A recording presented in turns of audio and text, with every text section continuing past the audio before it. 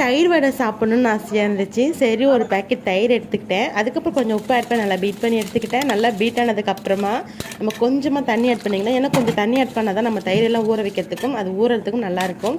So நல்லா கொஞ்சம் தண்ணி ஆட் பண்ணிவிட்டு அதுக்கப்புறம் ஒரு பேனில் எண்ணெய், கடுகு, கொஞ்சமாக பச்சை மிளகாய், அதுக்கப்புறம் கருவேப்பிலை ஆட் பண்ணி லைட்டாக ஒரு பிஞ்சு அளவுக்கு மட்டும் மஞ்சள் தூள் ஆட் பண்ணியிருக்கேன். அப்படியே பிரட்டி எடுத்துகிட்டு அதுக்கப்புறம் தயிரில் ஆட் பண்ணி நல்லா மிக்ஸ் பண்ணி இதை பக்கமாக எடுத்து வச்சிடலாம்.